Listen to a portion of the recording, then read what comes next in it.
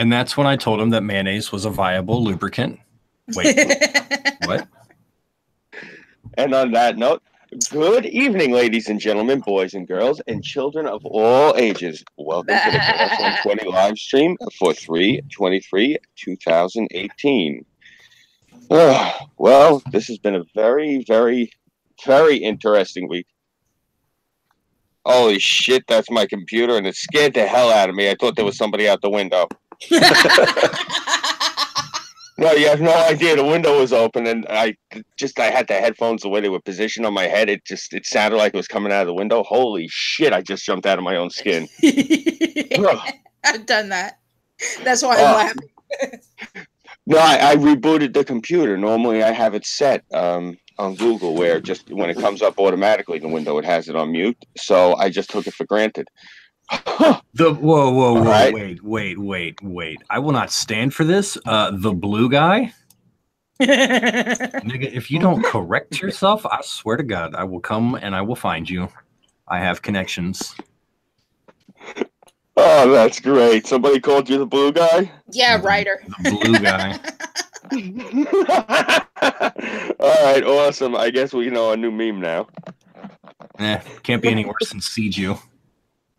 That one's actually really cool. Yeah, I like that one too. Yeah. Writer says really you forgot your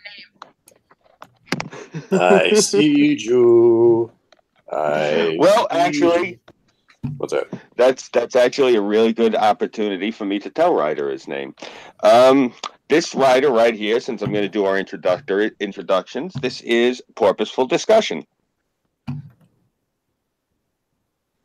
Did you just self-identify me for myself? Yes. Yeah, I'm good like that. Fucking fascist, I swear to God. Oh, yeah.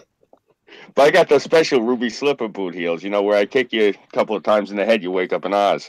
I'm going to call the New York State authorities, and I'm going to have them ship you over to the UK, and then I'm going to call the UK and tell them that I'm offended, and you're going to go to jail. Either that or they'll just drop me off at the border of Austria. Dude, that'd be awesome, though, unironically. As long as I can get over to Poland, because I hear that 2018 is the year of Polish tourism. Permanent Polish tourism. Oh, good Lord. All right, and let me see. We have with us, of course, Terracin. Hi. You're in a very sheepy mood, huh? One might say she's sheepish. I'm a little bashful. Oh, God, I'm going to have nightmares about that. So, how are things going down in the new time zone? It's not a new fucking time zone. I say it because I love you. I really do. And it's I know. If you didn't fuck with me, you didn't like me. Exactly.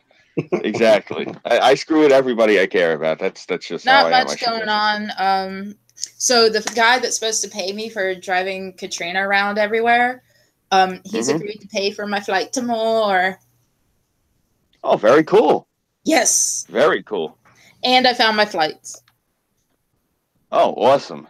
And I found my flights for Burnside too.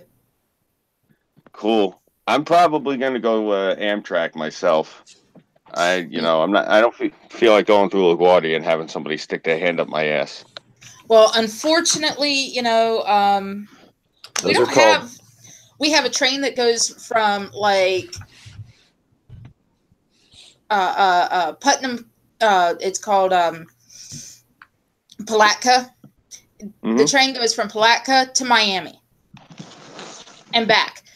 There's no other trains until you get to Georgia or Alabama. Okay. Scooby, I got to stop you there. Those are actually called puppeteers, and it's a storied and noble profession. Well, I guess in that case, you can just call me Mr. Punch. And and and on that note, of course, for those of you folks who have been living under a rock for the past couple of months, this is, of course, the next 6 minutes. I am the next 6 minutes. I am currently holding a small single-sized portion of imitation maple flavored maple syrup from my local Sonic drive-in. It's as mediocre as I'm making it sound. Sonic's actually like a treat up here. We finally got one, I think, 2 years ago. Well, if you get their French toast sticks, bring your own maple syrup. I think I will. Preferably from Canada. Yeah, true that. So, we got anything good cooking in the news or what? Well, we do. We got, oh man. I'll be back in a few minutes. I'm going to go do what I was going to do. Sure, do your thing. No, she has to do special stuff because she's in a different time zone. Yeah. She's going to get you for that one. I'm sure she will. She kind of owes me one for all the Yvette Filarka stuff from last night. It figures I miss all the good shit. Was it? No, it was the 2 nights before. It was on Prostate Stream where things got. I don't know. You guys can find out for yourself. Jump on the Prostates. That must have been when I was having technical difficulties. I got knocked out for like 10 minutes. Yeah. Let's see. Well, our night is going to start off, appropriately enough, with a Florida man story. Of course it is. Did you guys hear about the 2 Florida men that burnt down their ex-boyfriend's house with like ragu sauce? Yeah, we read that one about maybe a week ago. Oh. Yeah. All right, I'm here. What's up? Burnside, perfect timing. We were just about to start our first Florida man story. All right, cool. We have Colleen. We have Colleen Bernier, who is she's exceptionally gifted at finding Florida man stories. So we're spoiled in that respect. And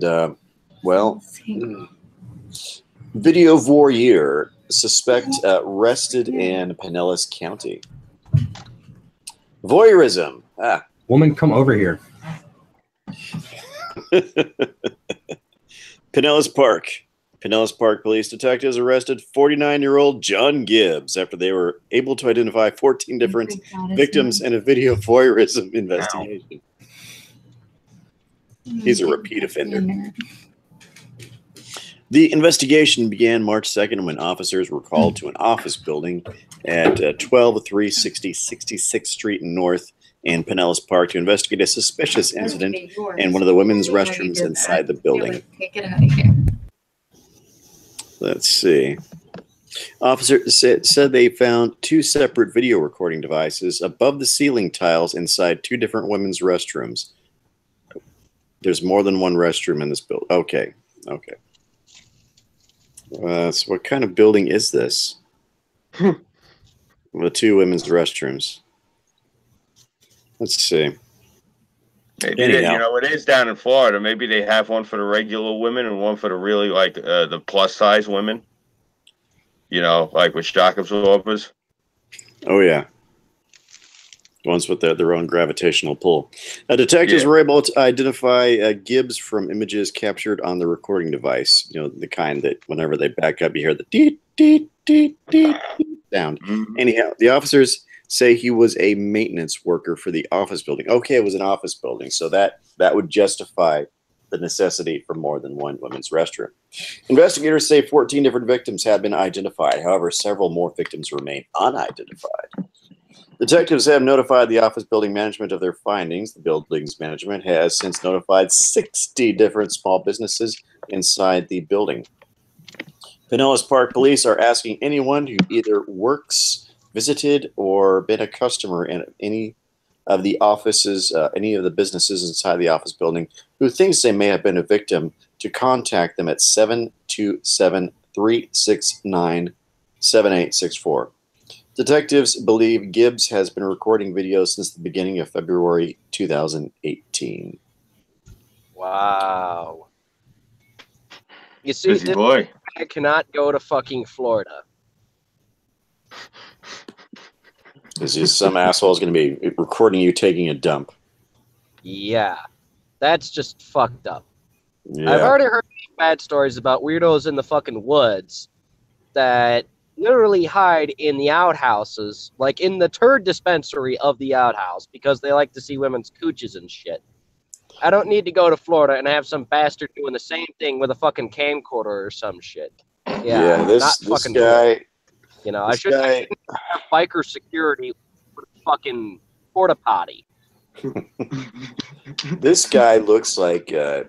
Let's say you're at the park and you're taking a big sip from the water fountain, and when you finish drinking, you look up and this guy's just staring at you with these cold. That's one of the reasons I don't use the water fountains in public parks. All the weird people. Oh my God, especially around here.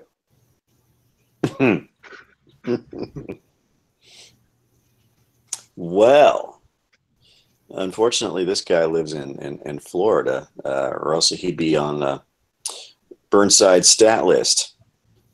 Homestead man shoots self in leg to profess love for ex-girlfriend. Oh, that's beautiful. That's so romantic. Ivan Figuera arrested after being discharged from hospital. Wow. Homestead. A South Florida man's plan to win back the love and affection of his girlfriend included shooting himself in the leg. Okay.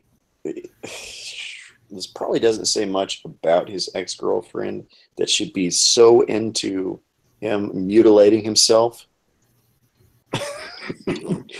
I think you're better off moving on there, Ivan. Anyhow, Ivan Figuera, 26, and his girlfriend broke up in January after he cheated on her with another woman. Perhaps maybe, Ivan, that woman, you can get back with her a little easier than this one necessitates. Holy shit. Since that time, Figuera's ex said he has been trying to get her back, even showing up at her Florida City workplace, begging and crying. That's what gets you restraining orders. Yeah. Wow. This is the restraining order 101. Figuera called the woman at her homestead home.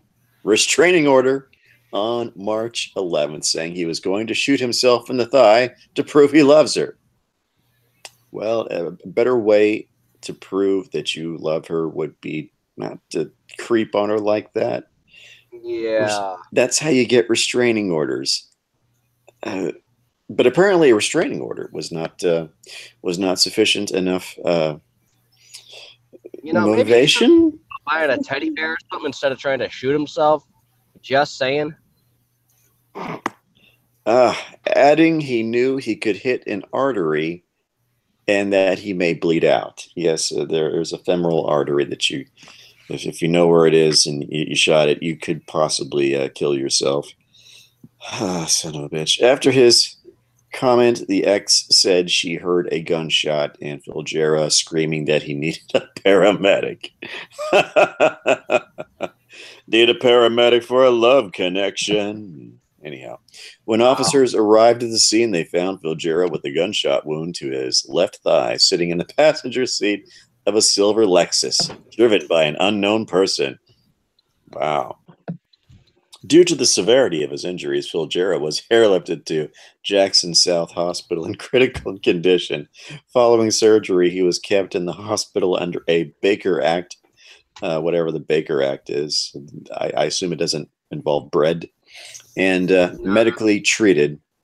As police with sanity. Okay. Well, so insanity or self-harm. Because I figured it didn't have anything to do with bread, and that's sad because bread is awesome. I think it comes from John Baker. Could be wrong. It's been a while since I've dug through that chunk of history.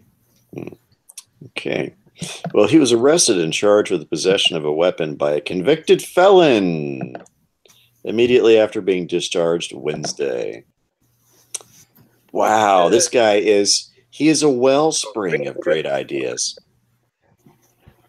that springs forth between the rocks of wisdom and showers everybody with its golden spray of knowledge.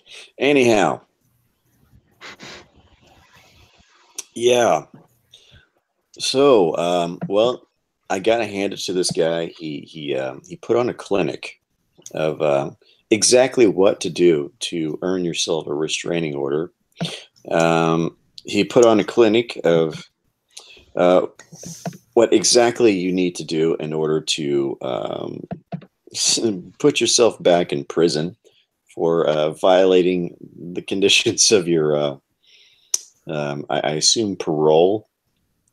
With the discharging of a weapon possessed by a convicted felon. Yeah. This is inspiring after a fashion, I suppose. And then, just not to be outdone, well, he dumbassed his way into possibly killing himself because, well, it's like I said, he's a wellspring of ideas. Just wellspringing all over the place and into people's faces and really making everybody's day a bad day. So, yeah. Ivan, I gotta give you a hand. Can we get the dumbass? Would you like to see a picture of this fellow there, Burnside? I would, but I'm on the phone. You're gonna have to send it to Discord. I will. Awesome. I hear a pipe in someone's mouth. Uh-huh. Either that or pizza. No, it's a pipe. I know the sound of when someone's talking and they are biting down on a pipe stem. My daddy did it all the time.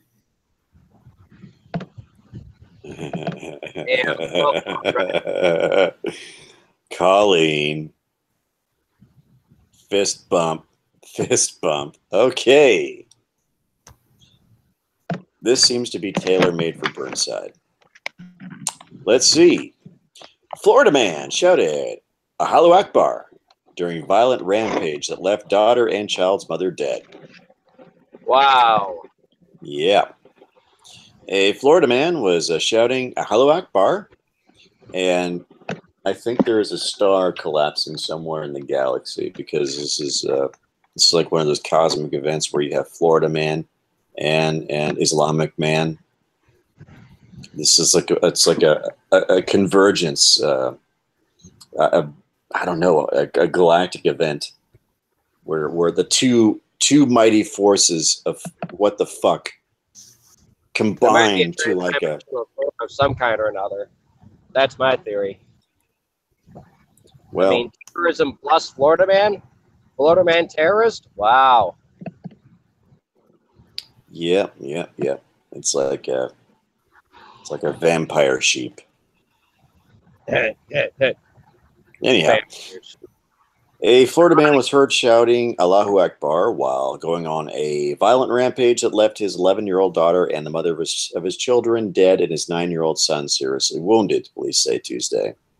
Ronnie O'Neill III, 29, was charged with 2 counts of first-degree murder, attempted murder, and arson, according to Fox 13 News. The Hillsborough County Sheriff's Office said officers received a 911 call from a woman Sunday pleading for help because she had been shot. Police say O'Neill was overheard shouting Allahu Akbar, and the woman was talking to dispatchers. O'Neill made the second call to 911 dispatch minutes after the first call came in, police said. Quote, I've just been attacked. Okay. This is O'Neill, the guy that shouted Allahu Akbar. This is what he said. This is what he said to the police. Okay. Quote, I've just been attacked by some white demons. Wow. Mm-hmm. He allegedly told operators, quote, "Her name is Kiki, and she tried to kill me, and I just killed her." Apart from Islam, what was this guy on?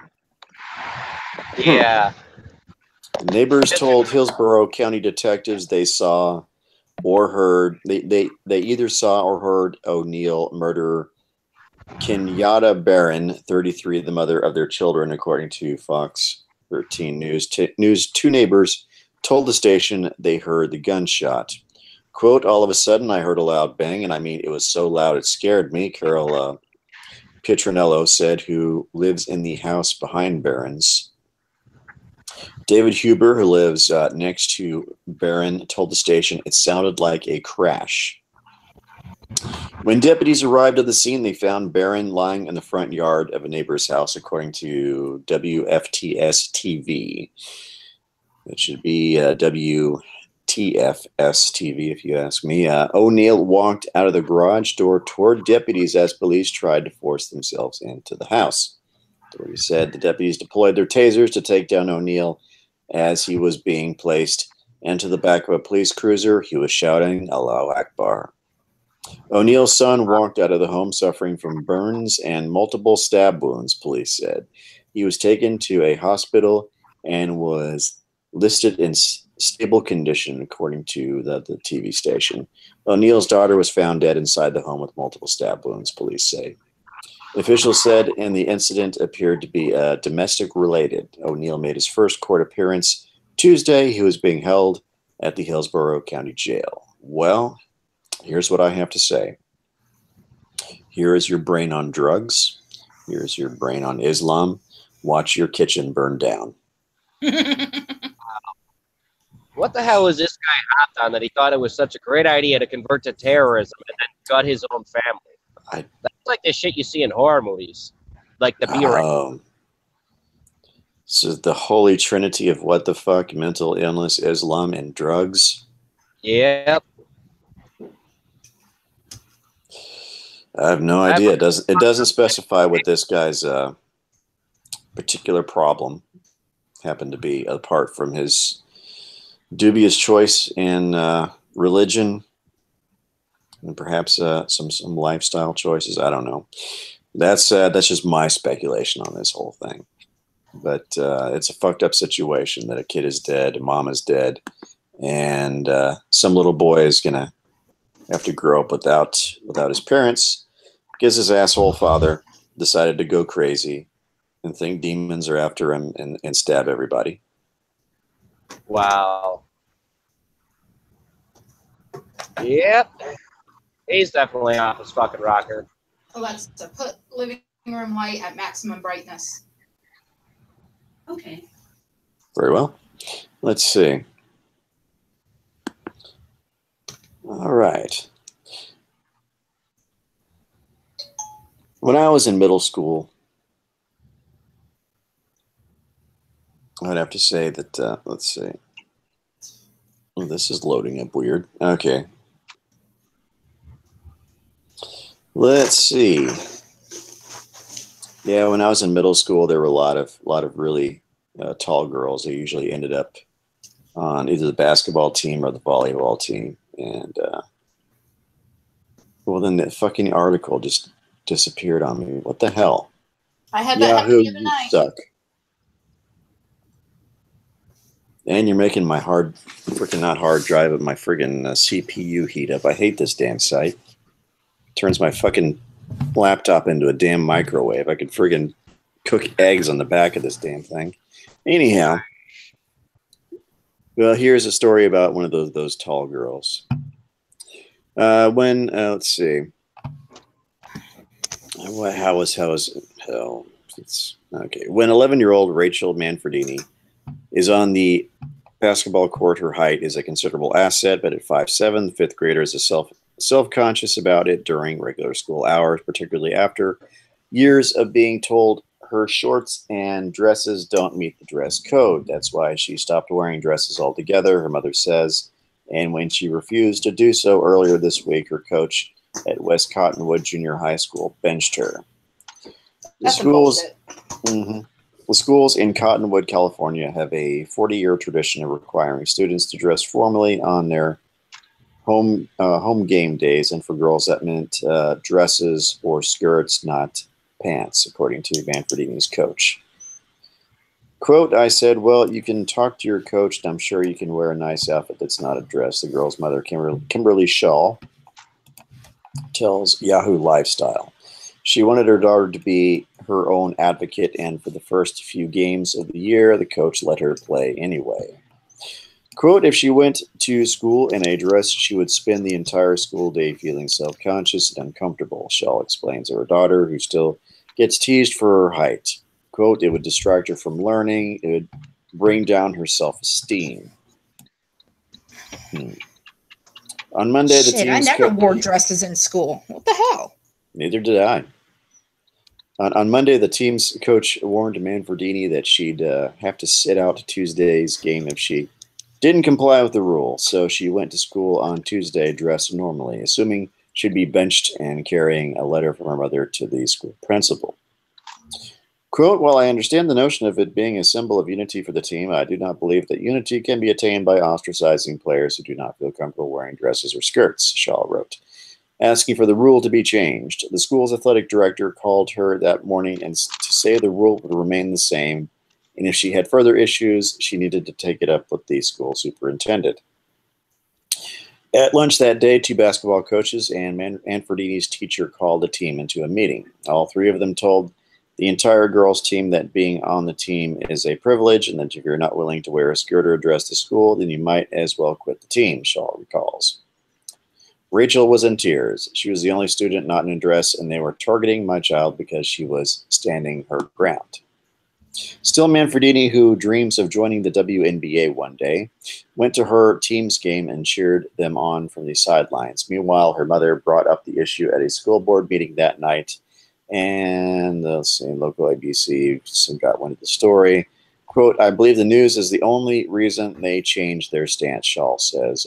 School Superintendent Doug Guerin said the step was unnecessary and that the whole issue could have been resolved with a phone call. But he met with Shaw on Wednesday and agreed to change the policy. We never had an issue with this before, Guerin tells Yahoo. It was brought to our attention that the girl didn't feel comfortable wearing a dress, so we looked at that and said, well, it's been a tradition here, but maybe in today's time it's a little too restrictive. So we still ask that they wear formal attire, but it doesn't have to be a dress. It can be a nice pair of slacks or something like that. Shaw says her daughter feels vindicated after this victory, but mostly she's just happy to play again. Quote, there is nothing she loves more than basketball, Shaw says.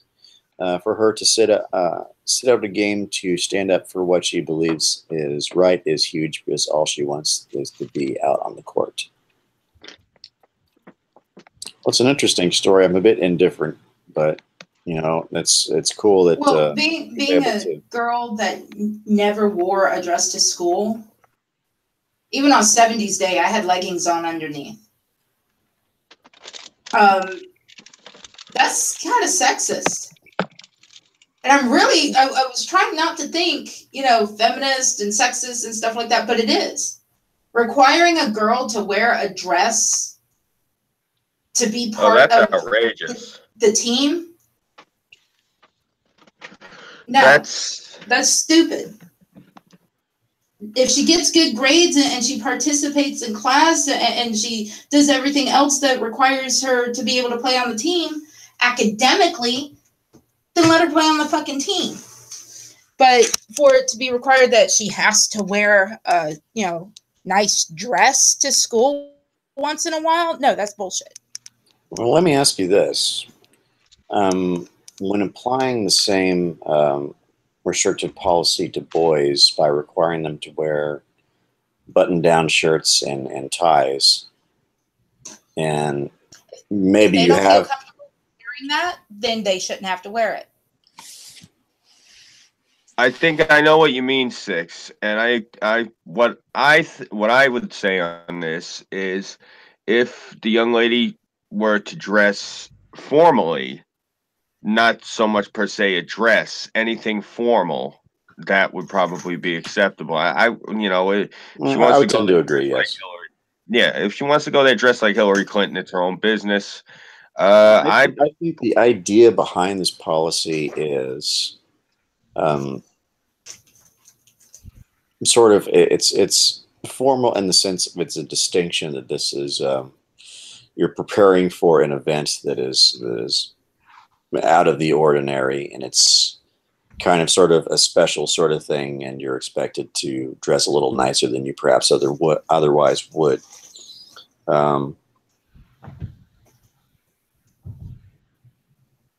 I was not one of those kids that enjoyed wearing ties to school, so yeah, the other kids would beat the shit out of you. Yeah. Yeah, I remember when they first started pushing uniforms in Chicago public schools. They thought it would reduce bullying. They were blithering idiots. The only time I ever liked wearing any form of a tie was when I got a professional job. That was it. Other than that, I hated wearing ties, especially clip-on ties, because no self-respecting man or woman wears a fucking clip-on. Tying a Windsor is not that difficult. Clip-ons are just lazy and... I don't wear a tie with my schoolgirl outfit. My tie that's in my photos of me and my Nico outfit that you guys have seen is actually a dog collar. Okay. Yeah, So I like wearing those bolo things. You know, I've had a problem for years with like in the Marines, the Navy, the Army, Air Force, etc., etc. They have the officers' uniforms and the enlisted uniforms for the women. They bother the hell out of me. I do not like the women's uniforms, especially in the Marine Corps. They look like fucking meter maids. My whole thing is, if it's supposed to be equal and even, why can't they at least give them a uniform the same as the man's? You know, seriously, I have a thing about that. To me, specifically, because you're in the service. You're supposed to be as androgynous as fuck in the service. Let's lay it as it is. And in that regard, why the hell do we have them dressing like Little Mary Sunshine? To me, it's just I don't like it. Here's my attitude about wearing skirts in the military, even in formal dress. Regardless of their sex, they're still soldiers, right? So there's the idea that they are ever vigilant and always battle ready, even in formal attire. So I don't really see a skirt or a dress as combat ready. Yes, that's what I'm saying. And they have to wear nylons. Yeah, I can't stand that. To me, it's you know, I'm talking to somebody with 5 older sisters. It bothers the fuck out of me. Really, we're gonna put them on display. They're supposed to be honed killing machines and weapons and shit of that nature. That right. This is the reputation Marines have. Really don't do too well against barbed wire. I mean, the Scottish infantry in the First World War learned that the hard way when they wore battle kilts. Those didn't last too long for a reason. I mean, it's all nice and dandy if they're going into a formal dress type of event and what have you, like those PR events and shit that they have with the bureaucrats, and like on base. But other than that, just give them regular tailored BDUs. I'd rather that they have men's formal dress too. I honestly, because the way I look at it, you can actually get them now, at least on some bases, on request. Good. I'd rather they phase out those ridiculous looking women's uniforms. Yeah, get them some regular dress slacks, something that's flexible. It isn't too restrictive. That if the shit goes down, they can pick up a rifle and hold their own. I think the big problem is, and let's face it, Six, is no one wants to admit it, that they're gonna look sexy as hell in those regular uniforms. I mean, the normal woman's uniforms are actually kind of goofy looking. I don't know. I've seen I've just been in a situation where I've seen women in a full dress Marine Corps uniform before, and they do look pretty nice in those uniforms. To put it politely. Yeah. Well, I don't. As long as they are ready to throw down with enemies, foreign and domestic. I don't really give a shit what they wear as long as they can actually perform in the field. Yeah, amen to that. Well, in the old days when they had them in them, they trained them to fight in the skirts. So they still kind of do that, but nowhere near as much. As long as they shoot straight, I don't give a shit what they're wearing. Yeah, I'd say if anything, a girdle would be more appropriate than a skirt or a dress if you're going to be in battle, because then you can at least strap gear to the sucker, and if it's Kevlar plated, then you get extra protection. Well, you've seen my Discord. You guys know what I'm into. Mm-hmm. Yeah. Oh man. I don't know though. I think that they should have. I mean, thank God they let them wear a full uniform into battle. I can imagine if they tried to let them wear something like feminized. I mean, if they're going to be killing people, they tailored BDUs. It's as simple as that. Yeah. Well, if they're getting shot at, more importantly, yeah, I'd rather they have the proper protection. Some side pockets for magazines and shit. Yeah. Oh, they have everything normal when they're overseas and when it's boot camp training. It's just the Class A's that are the pain in the ass. Yeah, that's a part of it that I think, that's what gets to me is, when they're overseas and they're deployed, it's all business. But the minute we get you back to base, okay, let's show off your legs, honey. What the fuck?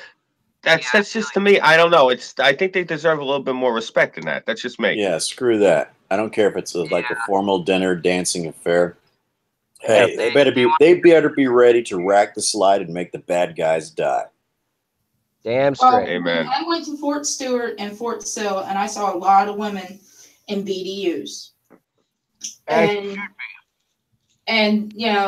I only saw a few, and they were higher ranking in Class A's. But other than that, the women wear BDUs when training, exercising, everything like that. Chicken cargo pants is probably one of the sexiest things I've ever seen. Mm-hmm. Particularly if it's a really camo print. I love cargo pants. Functional and fashionable. Oh yeah. I'll be back in a second, guys. I gotta head, and my phone's dying, so I need to go set up. All right. You just reminded me I gotta hit the Army Navy store. Yeah, chicks with cargo pants, they always have granola bars for some fucking reason. So does Burnside for some reason. Yeah, Burnside likes his bricks, and I'm gonna try to get me some. Summer's coming up, and I might want to do some camping and shit. Oh my God! I wanted to ask you: have you seen this new trail mix snack that they have called Graze? Graze. I have not. Oh my God! I nearly got pepper sprayed the other day. I was walking across the campus, and I seen this quarter-tonner moo-moo. I mean, she was easily she was huge, and she had the bright blue hair and everything. And she's eating this snack food, and it's called Graze that they have all over the campus. She seen me. I was having a near convulsion because I'm trying not to laugh visibly. When you fight not to laugh, like when you're in church or something, and. I failed horribly, and she was like staring at me, and I guess she figured out that I was laughing at what, not at her. It was just, it's the irony of this 200-pound plus, feminist with the blue buzz cut sitting there eating food marked Graze, Yeah. I even asked a couple of girls in the class afterwards. I had one of the boxes. I said, I got skunk-eyed by this big chick that was eating this. What do you think? I showed it to them, and they started laughing their ass off. They're like, well, what do you expect? She's a cow. Oh, all right, you said it, not me. Oh, God. It's like, you have to wonder, is corporate America in on some sort of big joke? Are they doing this just to fuck with these kids? I think so. It's kind of horrible. Yeah. Graze was the terminology that some of my former employers had for the assholes that would sneak candy. Mm-hmm. Yeah, grazers. Yeah, those people got written up. Ugh. I couldn't believe the irony of it. It's, I don't know. It's just that's just me. It struck me as humorous seeing, you know, this gigantic buffalo chick eating this shit Mark Grace. I'm going to hell. I have no words. Hey, I'm going to hell too, because when I worked at the grocery store deli, I was already, you know, around 200 pounds due to other circumstances.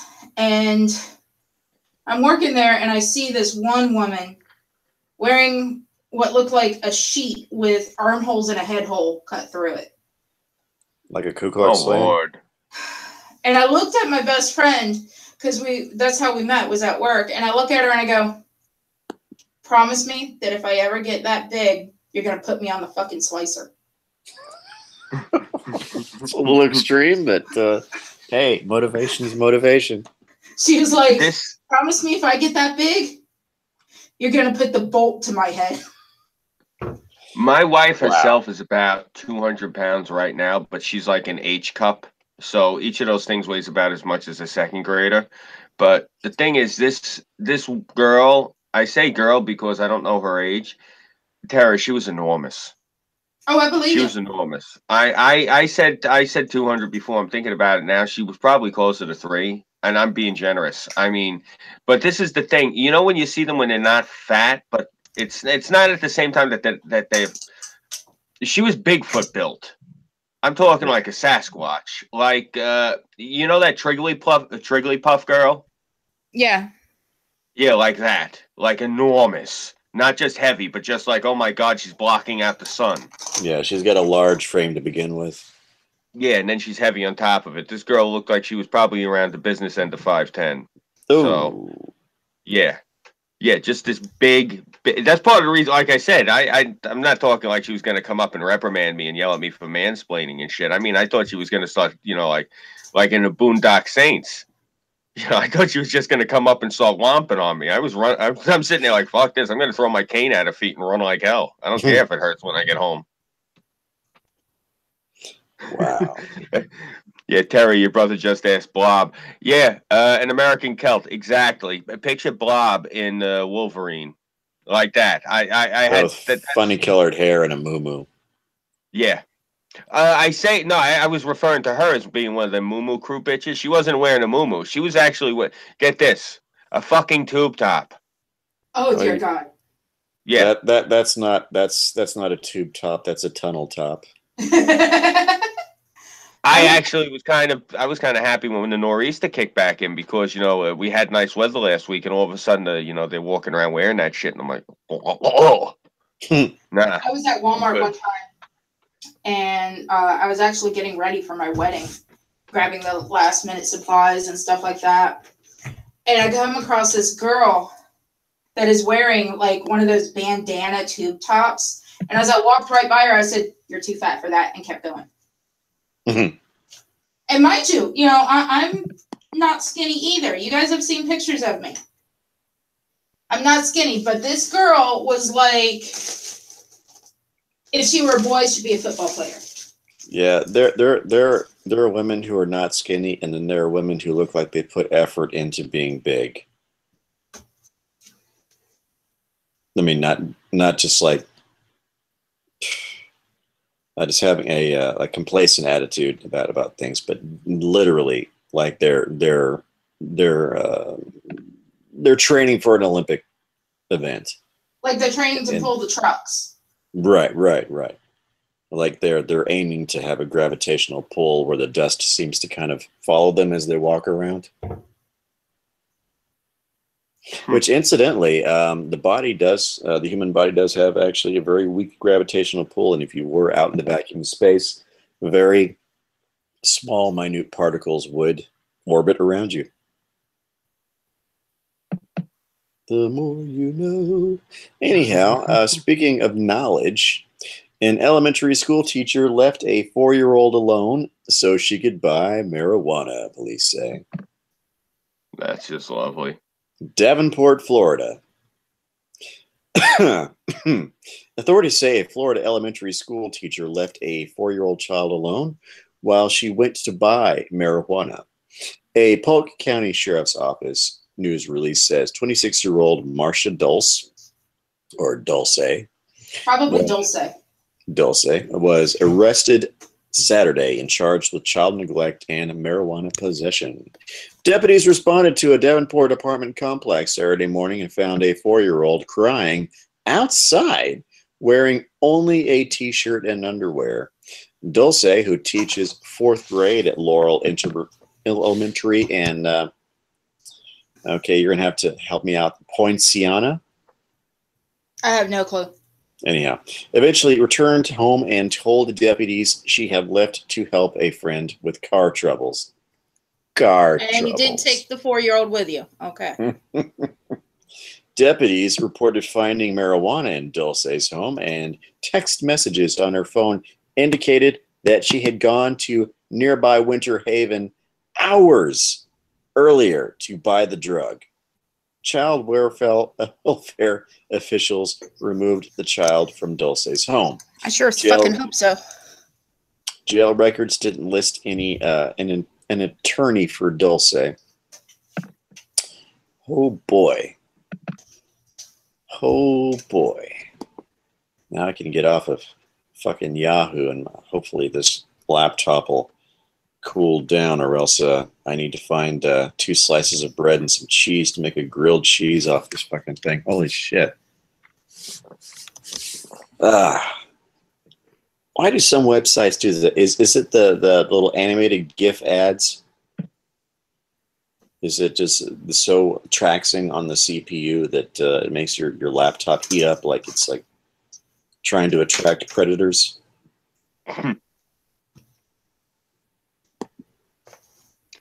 I have no idea.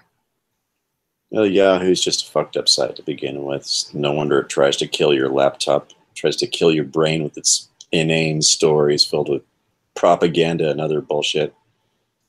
Okay. Ooh, interesting.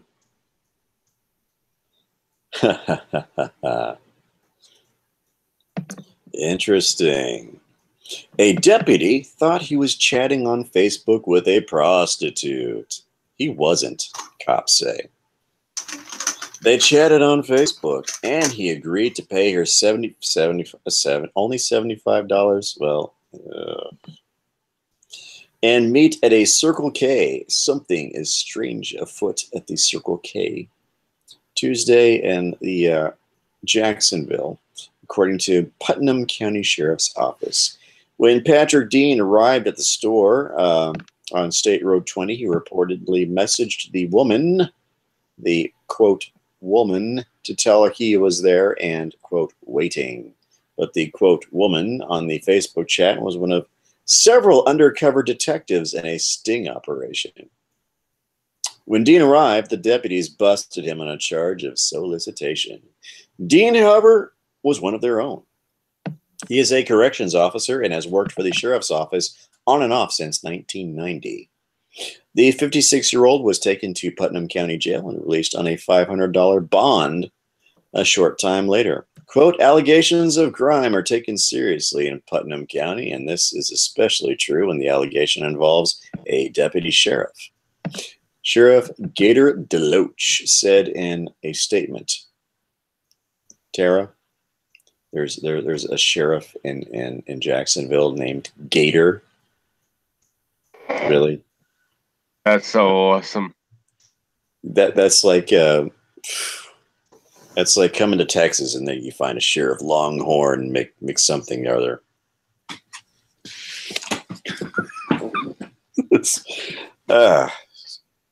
Anyhow,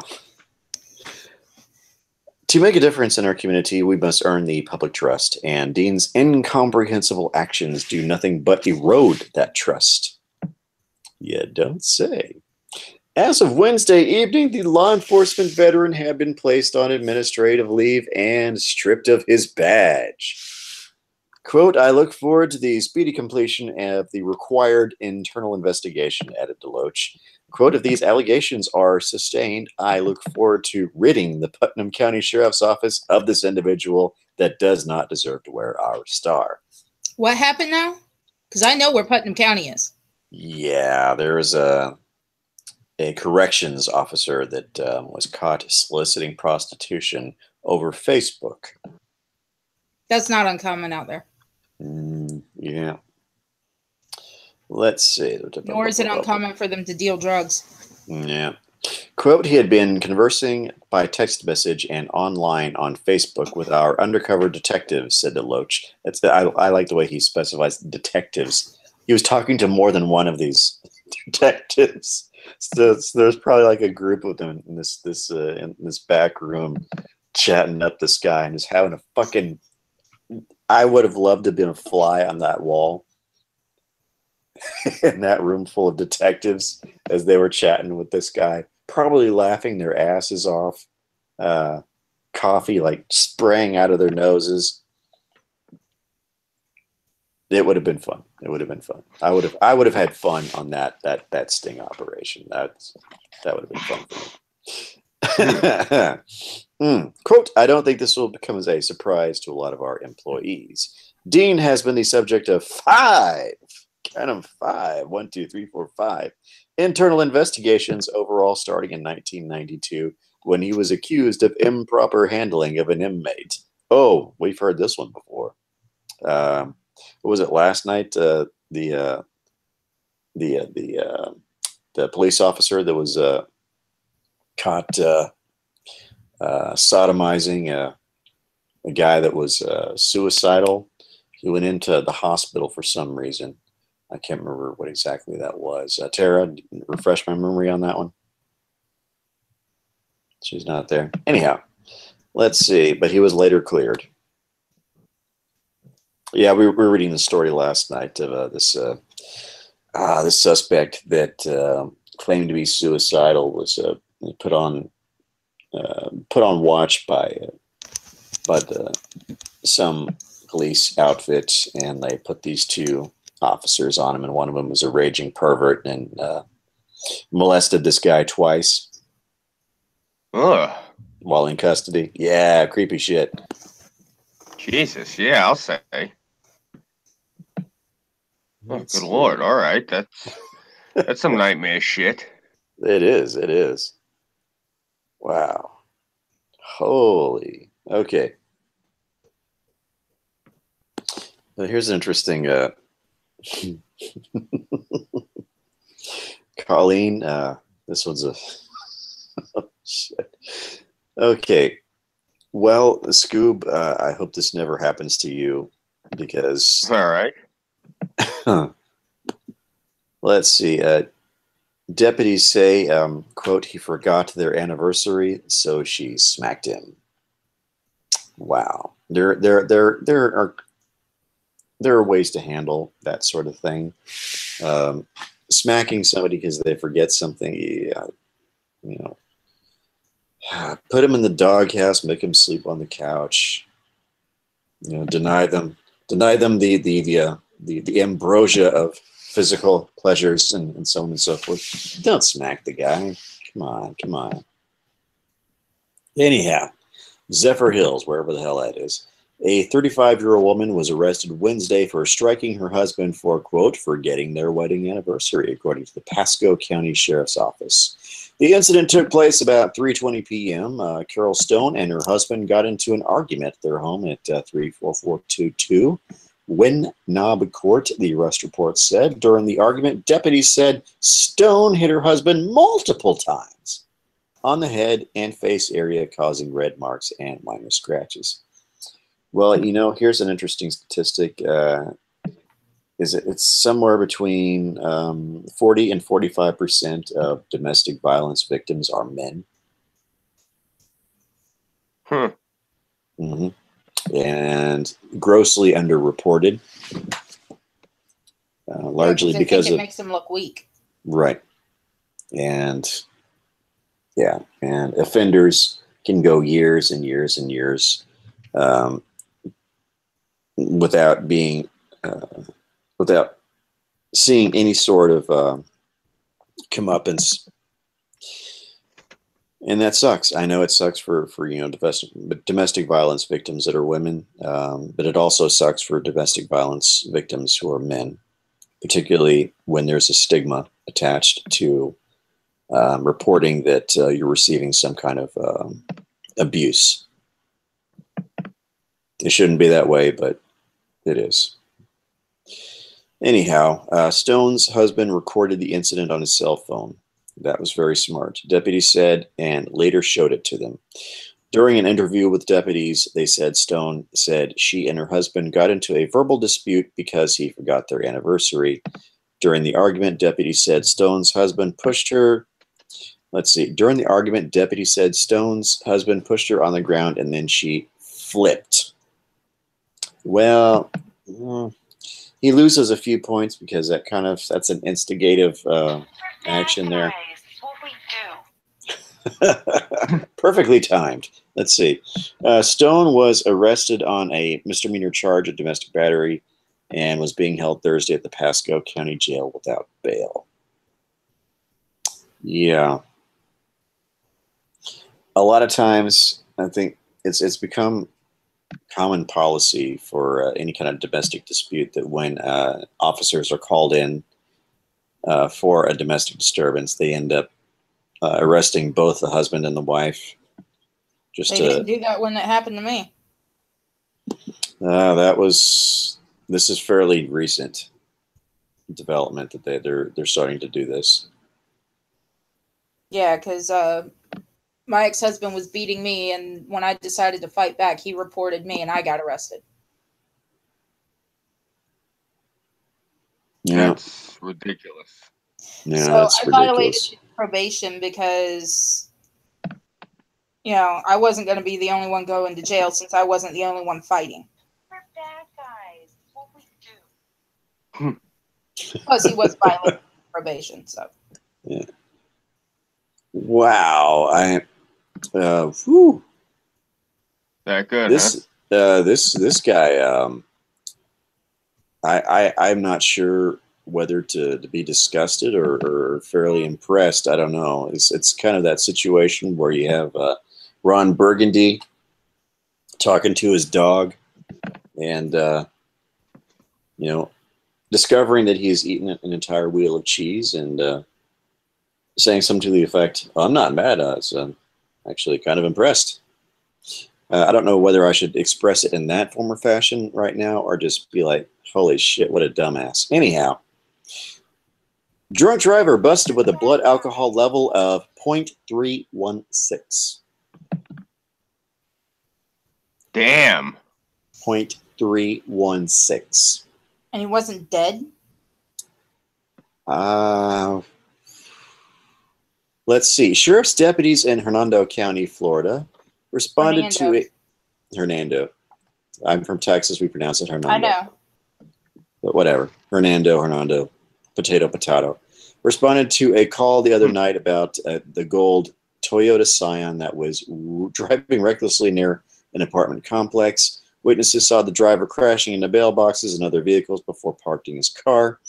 Man who was walking his dog approached the driver, identified as 24-year-old James Daniel, and an argument broke out. Daniel pushed the man and ran away. I'm actually kind of impressed he was actually able to run away. That's a hell of a damn. Hernando, whatever, County Sheriff's Office helicopter located the DUI suspect a short distance away, laying on his back between a couple of air conditioning units. A test of his BAC showed it at 0.316%. Daniel was charged with DUI and battery. And if they lit a match in front of his face, I'd probably catch fire. Holy shit. That's 0.316 urine alcohol poisoning territory there. Yep.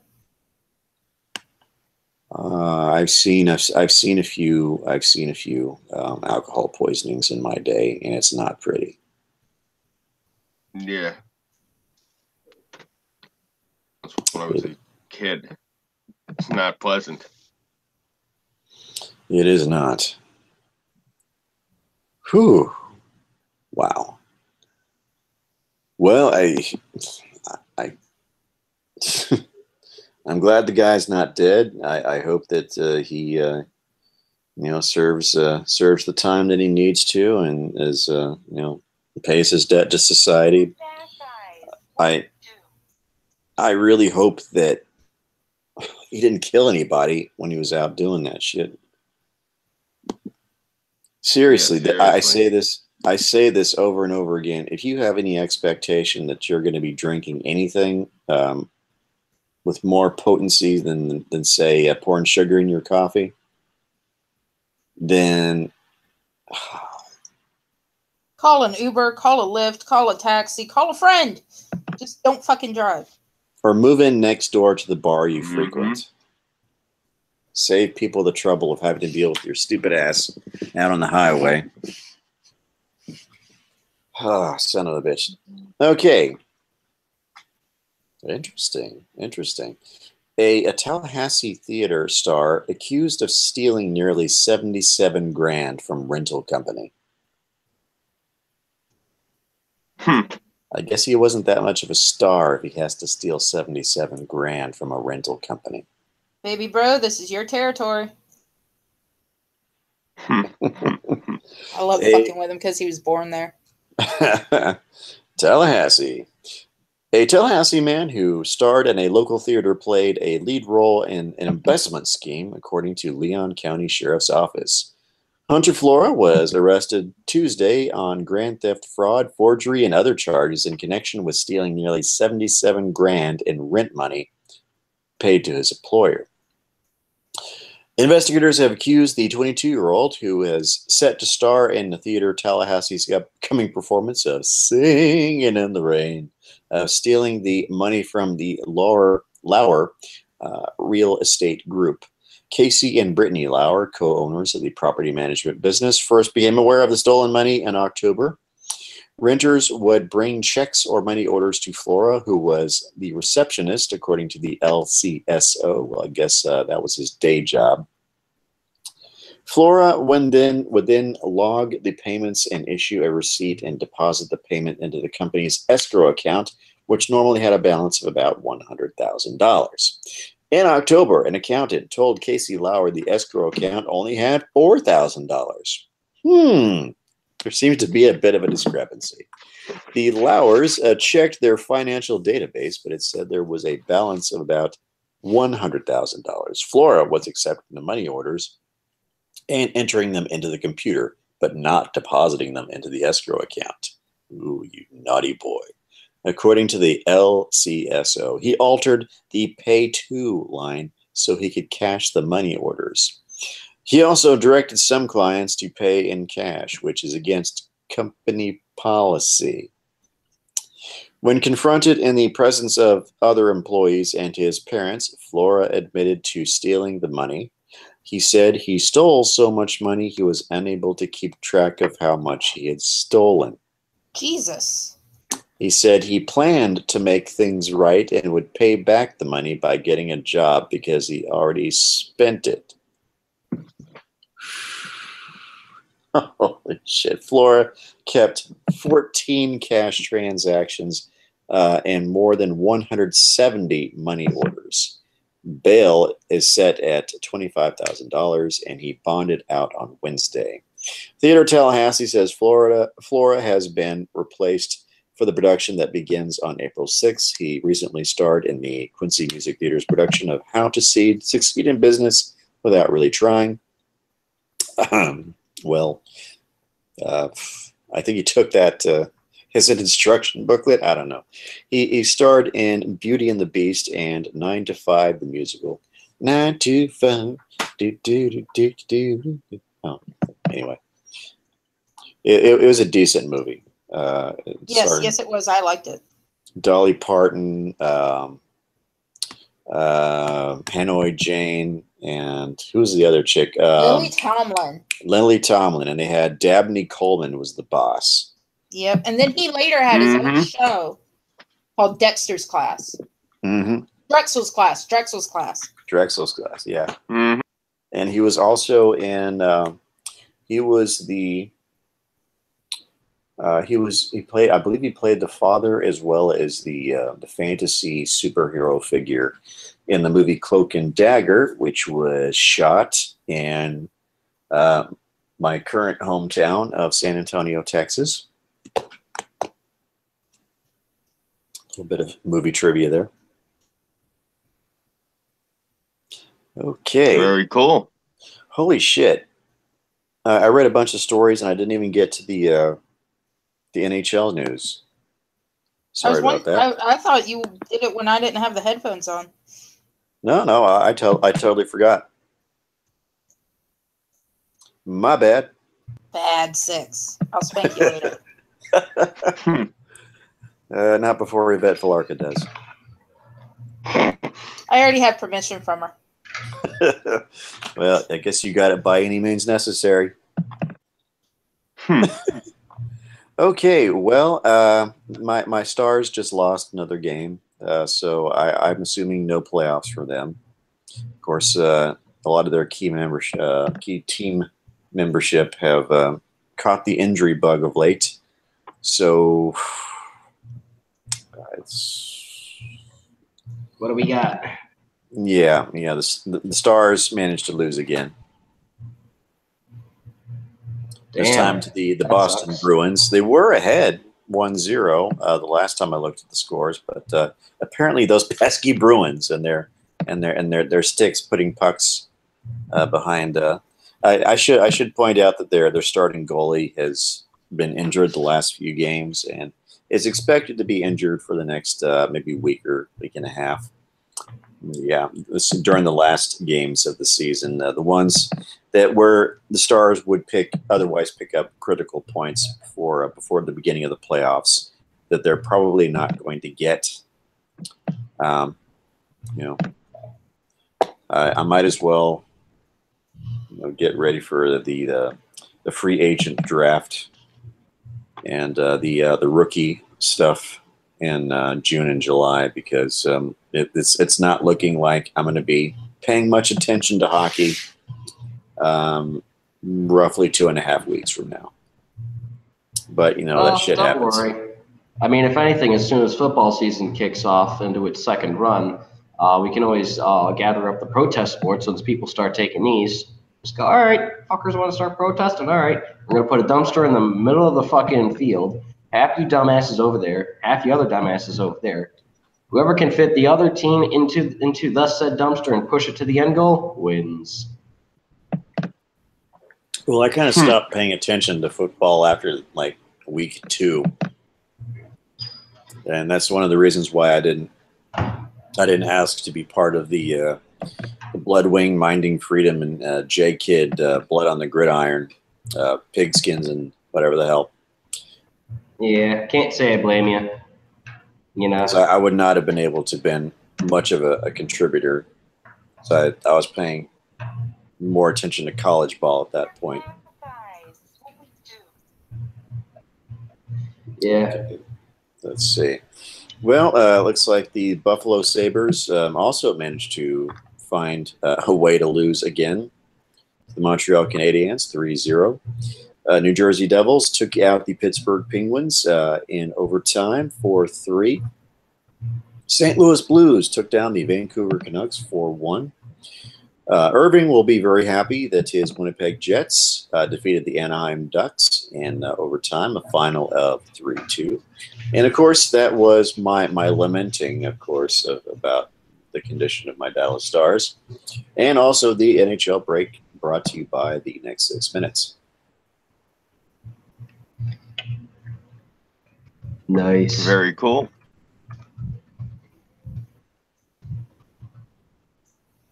It's kind of fucked up because I have an idea of what kind of what would probably brought on a lot of these injuries is that with this instigator rule, there's no way for players to police what goes on the ice.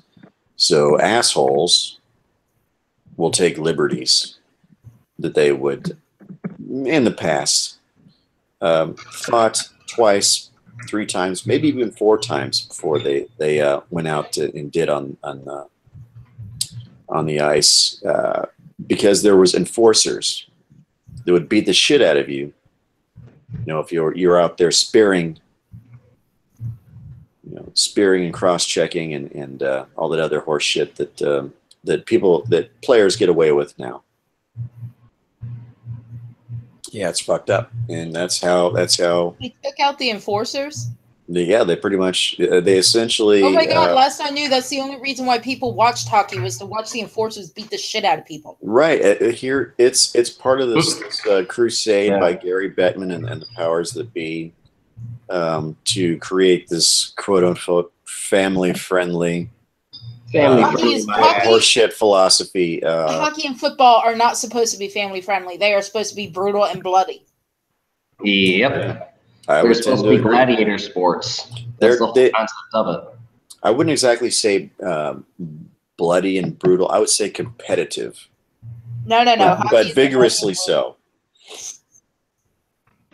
Well, we're saying the same thing. We're just using different words to describe it. That I regard that as being competitive, of having the competitive spirit to go out there and be physical, but be sportsmanlike. Let's get physical. Physical. So enforcers have essentially been legislated out of relevance and applicability by idiots that think they know better, think they understand the sport of hockey, the history of hockey, understand the mechanics of hockey, understand how things. Yeah, a couple of zebras on the ice aren't gonna be able to, govern what goes on out there. Yeah, because they're paying attention mostly to what's going on with the puck. The enforcers paid attention to the players. Yeah, it was up to guys like Bob Probert and Shane Churla and Secord and all these other guys that freaking Ty Domi, all these guys that their job wasn't so much to put the puck in the net, it was to keep the assholes on the other team in check, to stop them from taking liberties on their players.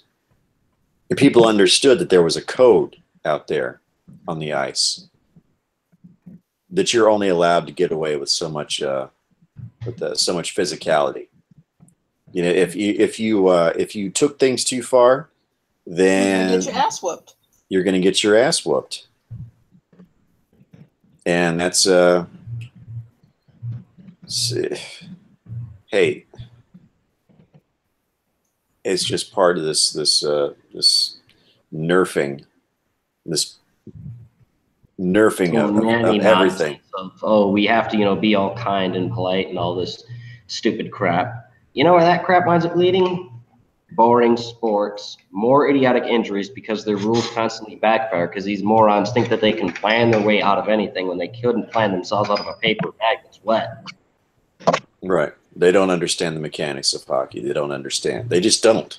They think they want to craft something that they have a grand vision of. Well, fuck that. No. For lunatics. This is what gets players hurt, because idiots that don't understand the game trying to legislate. They ruin everything, these people. I mean, I was talking to somebody the other day, and we were going through a list of cartoons from the 80s that they destroyed, the 80s and 90s. Oh yeah, they destroyed so much shit, man. It's fucking insane. I mean, I'm thinking ironically that these people also destroyed a lot of things I like. Not just like cartoons and stuff, but like entertainment venues. Yeah, the nerfing of culture is starting from freedom of speech to freedom of thought to to the bullshit propaganda in our children's TV shows, to the sports we watch on TV. These fucking cocktail plan control freaks and nerf herders, for lack of a better term. Are they scruffy too? They're scruffy fucking nerf herders, and yeah, bunch of totally these social, these soft soy boy social engineer bullshit types from top to bottom. They fucking cut the nuts off of Western society. Fuck them. I agree, man. If they want to nerf shit, you know what they ought to do? They ought to just bring back the whole nerf for nothing sport that was supposed to happen when we were kids. You know, when we were around, like, I think it was, let's say, there was like between 96 and 98, there was an idea floating around of actually having, you know, like how we got paintball and pellet rifles and stuff like that as like a sport. There was an idea floating around. It was supposed to be for nerfing, yeah. Yeah, there was actually going to be a nerf or nothing type of sport just like that, just like going out and going airsofting or paintballing. There was supposed to be a nerf variant because at the time, nerf was relatively popular and inexpensive. You know, if they want to nerf something, they ought to fucking do that. You can nerf the fuck out of it, you know, from here to Kingdom Come. Yeah. I actually lost a friend because one of her kids was in like soccer, I think. And she's like, yeah, and he got an award for participation. It's like, okay. Did they win the game? No, that he shouldn't have gotten anything. Well, you're not a parent. No, I'm a realist. He lost, he gets nothing. Right. He wins, he gets something. Fuck all this participation bullshit. Yeah, I would tend to agree. Yeah. If you can't compete, then you need motivation to get your ass out there and compete, to make yourself better, to improve, to up your game. Yeah, absolutely. If that's why competition exists. Yeah, if somebody gives you a participation trophy, the engraved label on it should say "fuck you." Nice. Fuck you. Try harder. Or you're a fucking loser. It should say "try better next time" with an angry face of Red Foreman on there. Eat shit and train. Or dumbass. Yeah, definitely dumbass with a picture of Red Foreman. Congratulations, dumbass. Now do better, or it's my foot in your ass. There you go. Best trophy ever for participation. Or an empty washing powder box with a duct tape and Sharpie on the side that says "no pain, no gain." Yeah. That's right, man. I mean, that's why I want to be coming. Yeah, if you're not gonna be perspiring, then you don't need any washing powder to wash your clothes. Fuck you. Yeah, that's why I got to where I am in politics and shit. You know, is because all of these people want to quite literally nerf everything, make everything all mamby-pamby and what have you, and then we can't have nice things anymore. You know, they nerf football, they nerf soccer, they're trying to fucking nerf hockey now, and it's asinine. And then, you know, they get rid of all the fancy nightclubs and stuff because they want to have their sodomite fest and what have you. And then, you know, they don't let you smoke in bars. They don't let you smoke in restaurants and what have you, even though there's perfectly. They don't let you smoke in the car with a kid. Yeah, they don't let you smoke in a car with a kid. You know, and you go outside to smoke and they're like, all right, you have to stand 15 feet away from thus said building. And it's like, dude, I'm outside. As long as I ain't by the door, I should be able to fucking smoke. You know, it's asinine and shit like this drives me up a fucking wall. You know, these people are so insecure with themselves that they need Big Brother to keep everyone else away from them. These are the same kind of people.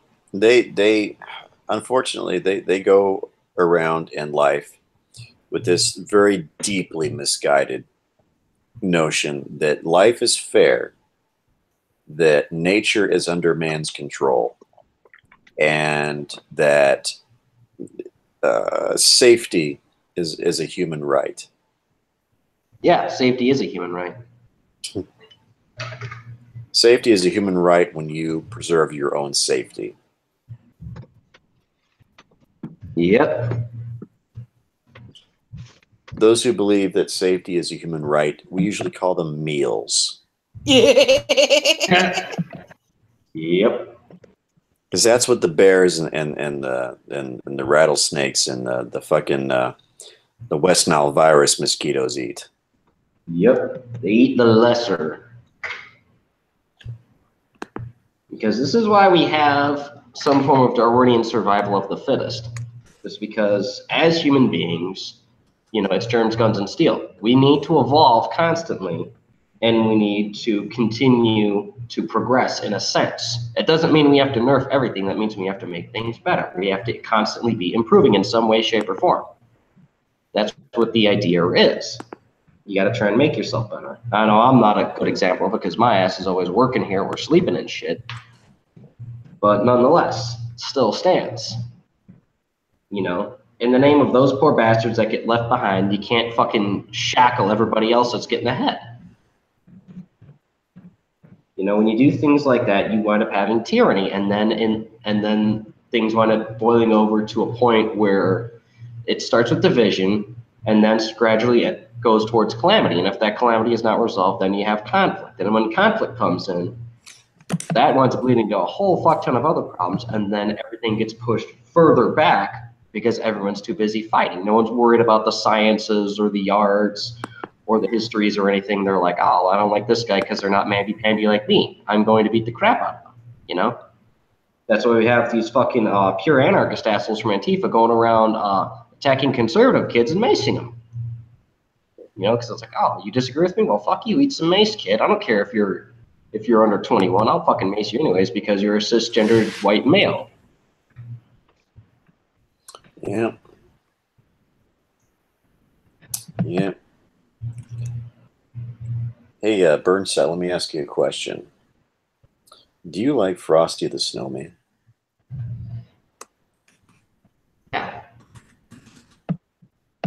He's gonna send you snow. Don't answer it. It's a trick question. Yeah. Go right ahead. We're supposed to get some tonight. I'm waiting for it. You know, I'm surprised that when I went out the door to get to work, that there wasn't any already on the ground. So if there ain't any now, chances are once I get out of here in the morning, there might be some. The reason I say that is today, Frosty the Snowman is my Marchmas Carol. Nice. I'm posting it around right now. You heard what happened with Bozo the Clown? Yeah. No, did he die? Yeah. Yeah, 89. That sucks. Wow, he lived to be a ripe old age. I don't know if he's the same Bozo that I watched in the 80s. It was. Wow. Man. That's too bad. That's too bad. He was a good Bozo the Clown. I really enjoyed watching Bozo because it was one of the shows that would come on before I would go to school every day. And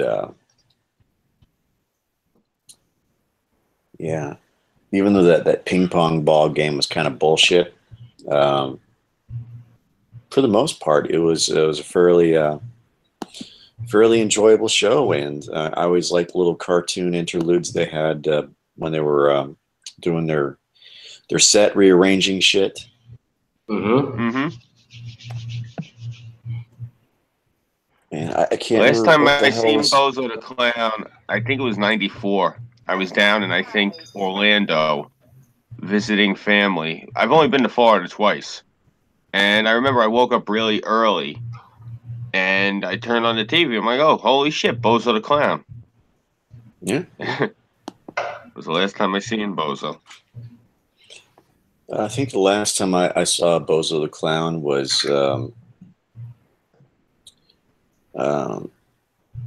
I think I want to put it maybe 1988 or 89. I think it was maybe 89. What the hell was his cohort? His Oh, I don't remember. God. What the hell was that guy's name? He was there was Bozo, and he had this clown sidekick. I can't remember what the hell that dude's name was. Sideshow Bob. No, what the hell was it? I'm not sure who you're talking about. Burnside, you're from friggin' Chicago, and that's where they filmed this. There was Bozo the Clown, and there was his second in command clown. Give me a second. What was that guy's name? I can't remember. I'm thinking he was wearing orange and white. But that's just like a really vague. This is like a 30-something-year-old memory here. I don't know. I haven't seen Bozo the Clown in decades.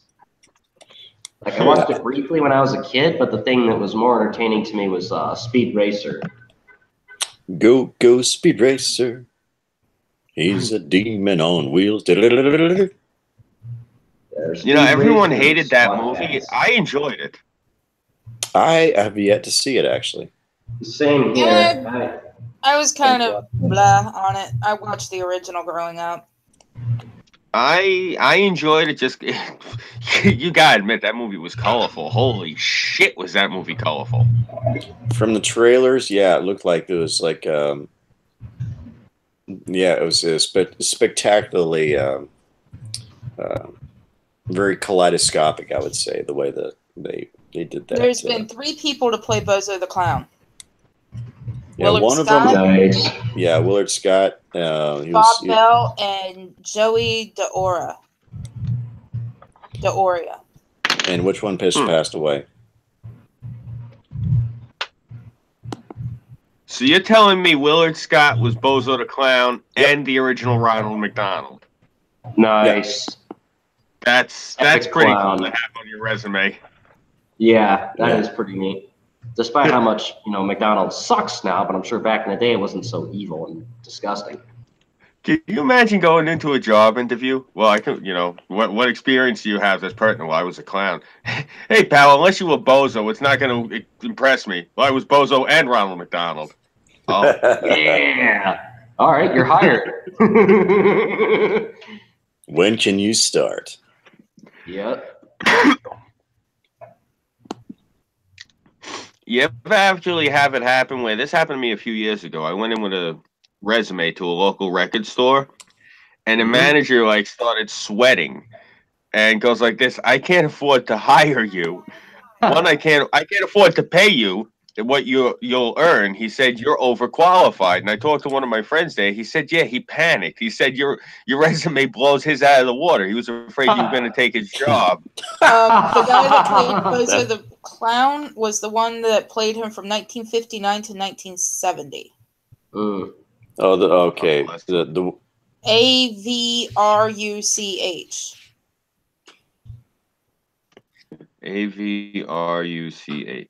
Avrock? Okay, so Yes, that seems right. I could okay, so figure out how to pronounce it. he was the second Bozo. The one I'm more familiar with is probably the third Bozo. Yeah. Yes, Hell, I figured it was the same actor the whole time. No. It was three different actors. Yeah, that I'm probably more familiar with the third Bozo, and that guy's probably still alive. Actually, there's 4. Willard Scott, 4. Frank, the guy that just died, Bob Bell, and Joey DeOria. Excuse me. Huh. Are they still filming episodes of Bozo? The last one done, the last Bozo the Clown, Joey, was from 1984 to 2001. Okay, so yeah, he's probably the guy that I was familiar with. Because, the Bozo that I remember was active in the mid to late 1980s. So he was probably the last guy that played him. I probably am used to both of them because I remember watching them before 84. I was very young, but I remember them vividly. So I'm probably used to the last 2. Right. I started watching Bozo around 84. It's kind of depressing when we can sit here and figure out when the hell we started watching Bozo the Clown. I never watched Bozo the Clown. Yeah, I never started liked thinking about clowns. that myself. Like, when was the last time I actually saw a brief episode? I must have been about 10, I want to say. Was it 8 or 10, maybe? I thought it was probably a mandatory thing in Chicago that you had to watch Bozo the Clown. Yeah, you're thinking of Oprah Winfrey. I was going to say Bozo in the morning, Oprah in the afternoon. Not only Oprah, but I wasn't too entertained with it. I mean, I liked the stuff that she did, so I thought it was kind of nice. The thing I especially liked was her whole TV show she had where it was, all right, I'm going to give you $1 million, and you have to give it away to the public. That thing I thought was actually a pretty neat idea. As far as a regular talk show thing, not really my cup of tea. I mean, I watched that, thought it was boring. I watched Ellen DeGeneres and thought it was boring, except for the cat thing, because I love cats. And then they had Sharon Osbourne. I was like, where the hell is Ozzy? Why is he bleeped out? Come on, be entertaining, Sharon. Stop being a fucking normie. I used to enjoy It was watching Cookie. Oprah. Cookie was I got it. Yep. it was Cookie. KOOKY. I just found it. Ah, damn. Cookie was the sidekick. And he was played by Roy Brown. Sorry, I cut you off there, Scoop. No, it's all right. I was going to say I used to get a kick out of watching Oprah in the 90s because my older brother was home at that point, and he had a thing for Oprah. And he used to just sit there and say the most dirty shit while I'm watching the TV. I'd be sitting there and he's just sitting on the couch behind me. Like he's, he doesn't care that I'm in the room and he's just saying all this. It was fucked up because the shit coming out of his mouth was like, funny as hell. It's like sitting there watching Oprah with Andrew Dice Clay doing commentary. Oh, God. I had a guy like that at one of the bars my mom worked at. This old man was pushing like 60, and he had an obsession with the one of the girls that did Wheel of Fortune, and sat by or stood by the actual giant board that they had with all the TVs and stuff to reveal the letters, and would spin the wheel and stuff. Sometimes he'd be like, oh, I'm gonna raw dog her, and it's like, dude, how the hell can you even get up? You're older than my grandfather. Like, you'd be surprised, youngin'. I'm gonna get her one of these days. I'm like, your days are short. No offense, old man. I'd be sitting there helping. Roy Thomas Brown, July 8th, 1932 to January 22nd, 2001. That's probably one of the reasons why the Bozo show went off the air, because Cookie passed away. Yeah, can't have Bozo and Cookie separate, man. It's 2 peas in a pod. Well, that's Cookie didn't too appear bad. until the 80s. Really? Huh. Really? I'd be damned.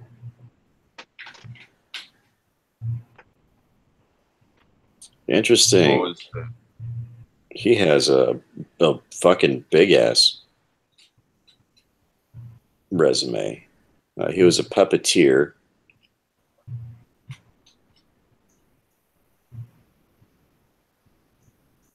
Nice.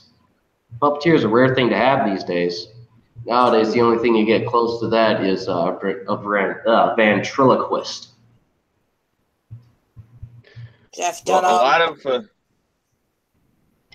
I was gonna say a lot of what you see though in movies, like if Jim Henson's involved, they still do puppeteering. It's just now they use it's all hooked up to computers and shit. Like what they're doing with Ninja Turtles? Yeah, Where they're using like the animatronics? Yeah. These aren't Ninja Turtles. He used to be a puppeteer for a show called Garfield Goose, and I shit you not, one of the puppet characters that he gave life to was called Beauregard Burnside III. That's great. I don't think he heard you. Yeah, I think he's doing No, rounds. he's doing his rounds. we'll have to get him on the rebound here. You want to see something funny? Tara, type it in. You're going to laugh your ass off. Type in General Ambrose. That's Ambrose, Burnside.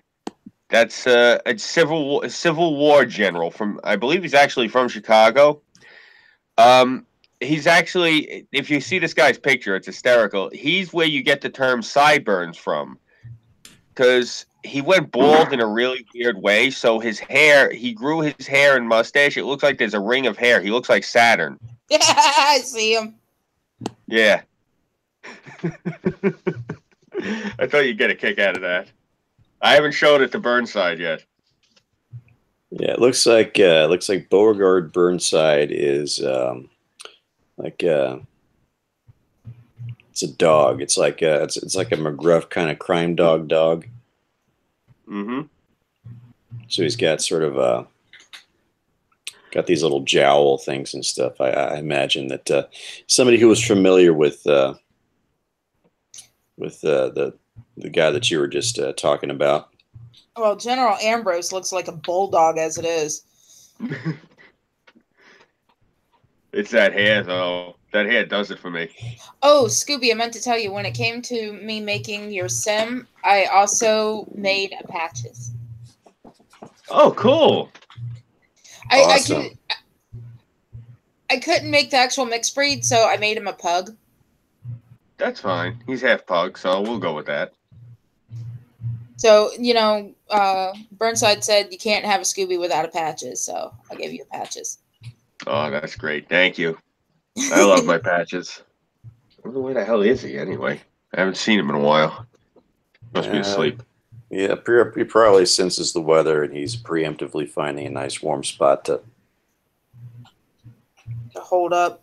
Animals are good with that. I know when my cats sense a cold front, they instinctively find the warmest spots in the apartment to hang out in. Well, Patches usually sleeps in between me and my wife with his head on my face. There you go. Seriously, he snuggles all up next to me. He gets like right up underneath my my right arm, and he puts his paws across my chest, and he puts his face up against mine. I usually wake up with him like with his face right up against me. You know, I can't sleep though without him there. Yeah, I'm kind of like that with my cats. If I don't have them bookending me, it's like kind of lonely, I suppose. So, let's see. You know, I'll tell you this much: since I got him, I have no trouble sleeping. Yeah, there's a certain. I can't really place what exactly it is. Maybe sort of there's some kind of deep emotional connection that one makes with their pets that I don't know, it's kind of hard to explain. Those without pets, you would not understand. It's yeah.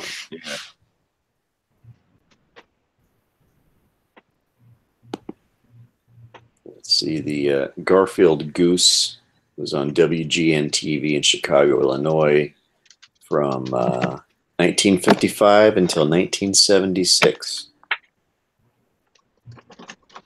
Oh, wow. That was a hell of a run. 21 years. Yeah. I've never heard of it before. What was it? What station was it on? WGN. What city is that in? Chicago. It must have been local, because I've never heard of this show before at all.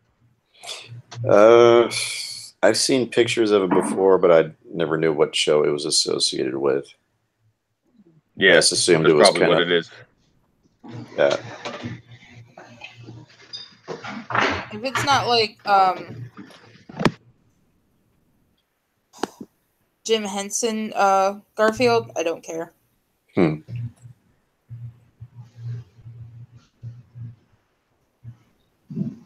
Wow, there's somebody in my apartment building that has the music cranked up. Sounds like either progressive rock or show tunes. I can't quite make it out. Hello, my honey. Hello, my darling. Hello, my right down there. This is more like Jesus Christ Superstar, I'm hearing. My mom wanted me to watch that, and I never have. I really should. It's an interesting little thing. It's an interesting little thing. I just found a leftover pizza. Hell yeah. What the hell is That Yvonne worked. plays Mary. And she's kind of annoying playing Mary. I don't know. I couldn't get into it. You know? Too much singing. Yeah, I did try to get into it. Don't get me wrong. I did. I'm somebody,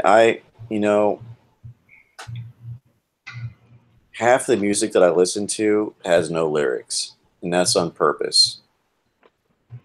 Because I'm very particular about what singers I listen to. So I don't give a shit what deep meaning the words they're saying when they're singing. If they don't sound good, if they don't sound pleasing, I'm not going to listen to it. I know that disqualifies the lion's share of the singer-songwriter categories. And it also eliminates all these high-flung Celine Dion types, because that's just way too much. Fuck that. Take back Celine Dion. Nah, not a fan either.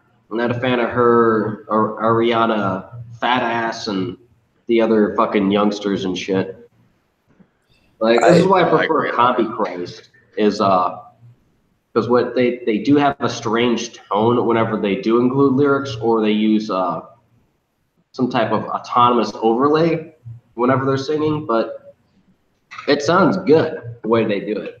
And it also eliminates, I would say, 9/10 of rap / hip hop, because you get a lot of these guys that sound like the guys that Katrina dates. They get all raw dogging in the Hinkle McCringleberry with the they don't sound good. I mean, you have people like Chuck D and Ice Cube. They sound good when they're rapping, because there's a tonal difference between singing and doing that sort of spoken word rap technique. And there are just people that just suck. Yeah, you have guys like Biggie Smalls that sound like they're dying while they're talking. Well, he kind of is dead, so yeah. It now ironically fits. I mean, the guy sounded like he was expiring. Yeah, there are just some people that don't sound good when they rapped, and friends of mine all the time would try to turn me on to, hey, this is really badass, this really sick beats and stuff, but the guy sounds like an idiot when he's rapping. Yeah, it's because for rap, you don't have to have any form or any talent. You just have to go, yeah, McNiggity. Right. Oh, yeah. These guys are not 40-inch rims. I'd be drinking purple drink. They're not our Run DMC. They are not KRS-One. They are not. They're not Rakim. These are not. These guys. Yeah, for all the shit they talk, they really suck. I mean, I think it says something. If you put a pair of white guys up there, like Violent J and Shaggy 2 Chainz, and they do a hell of a lot better than the rest of these Hinkle McCringleberry retards. We'll take the Beastie Boys, for example. Yeah. These are three white guys, 3 Jewish white guys, and they're better than 4 out of 5 other rap acts. I mean, we're talking historically. Well, to be fair, also 2 of them are from Lower Manhattan and one's from Brooklyn, and they were there, like when the scene was formed. So, I mean, technically, these guys, they were on the ground floor of hip hop. So, right. What reason as good as they were, It's funny too. You know, there was originally 4 members of the Beastie Boys. Mm-hmm. What happened to the 4th one? She went off and formed Luscious Jackson with 2 other people. Yep. Oh. Yeah. What was her name? 6? Jane. I don't remember her name, but I remember that really. I remember their hit song. That was what the hell? It was very, very rhythmic. Cookie Puss. No, let's see. What was that song called? Fight for You Right? No. Are you talking off of like Pollywog Stew or some old bullshit? It was the one that they put out in the late 90s. Let's see, what the hell was that song called? Oh, shit. What is it? What is it? What is it? What is it? Where's it would have been probably on maybe Fever In, Fever Out. Naked Eye.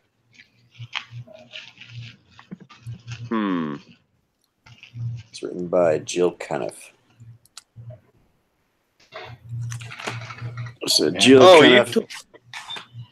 You talking Luscious Jackson or Beastie Luscious Boys? Jackson. Oh, okay. I thought you were talking Beastie Boys. That's why I got confused. Yeah, me too. Yeah, Luscious Jackson. The song was called Naked Eyes. Okie dokie. Kind of nice. I can't remember it offhand. I will send it to you via Discord. Excellent. Cool. Actually, you could just post it in the music channel. Okay.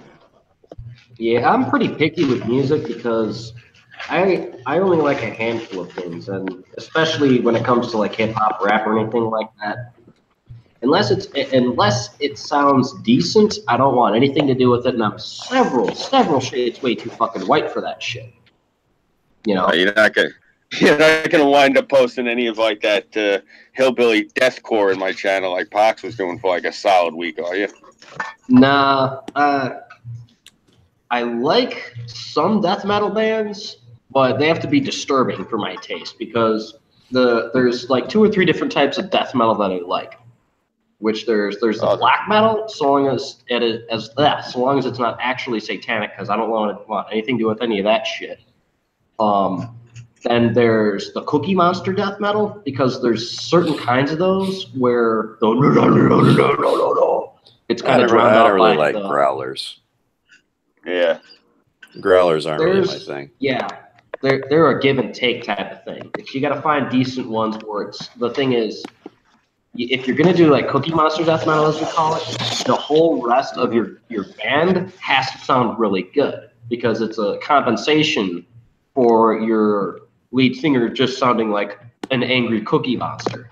And your guitarist sounding like they're playing their guitars with like foam cups. Yeah. My father, may he rest in peace, he always used to say, how is it that you people can go and listen to that? You know, they're up there, they're singing, the guy's singing like he's getting his balls torn off, and they're throwing their instruments at each other. He hated our music. Okay. Did you call it Cathedral of Octaves? Yep. Okay. Yeah. It'll be in your Cathedral of Octaves. Cool. Yeah, I got my nerd on with that one. I couldn't resist. I really dug this chick's hair. Nice. So I kind of had a crush on this, look at the video. This chick from Luscious Jackson.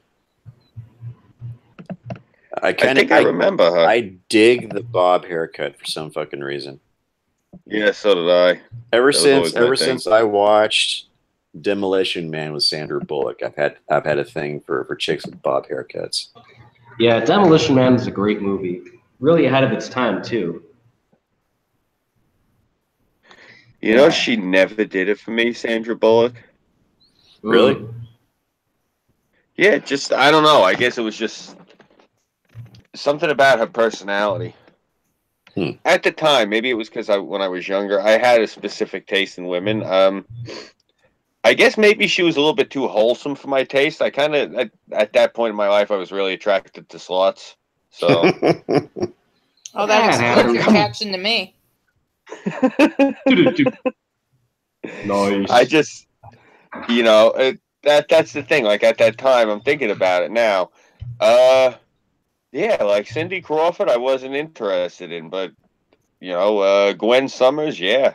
That's just how it was in the '90s. Even though I'm not really in so much into blondes, I was kind of into Liz Phair as well. Liz Phair. I'm trying to remember. What was she in, Liz Phair? As far as I know, she was a solo artist. She did collaborations with like Sheryl Crow and stuff like that, but she was mostly. What's a song of hers? Supernova. I'd have to see one of her videos. I know the name. I can't picture the face for the life of me. She had that really big album, Exit to Guyville. Oh, this sounds like some Lilith Fair shit. Not quite Lilith Fair, but I imagine she was invited and didn't turn him down because, you know, gig. Yeah. But she wasn't like fucking Bikini Kill or some of these mid-90s femme The bands. only, like, as far as like singers and actresses I really got into was when I seen Tank Girl. I thought she was fucking hot shit. Lori Petty. Lori Petty, yeah. Yeah, I liked her. I liked OTEP until sadly I found out that she was a dyke. Then I was like, damn, I can never bang that chick. There's the lead singer from Straight Line Stitch. She's a pretty looking gal. And then there's, let me see here. And there's Ripley from the Alien series. You know, nothing's hotter than a chick with a giant fucking flamethrower or a minigun. That's just You have awesome a thing for Sigourney Weaver? Dude, who doesn't have a thing for Ripley?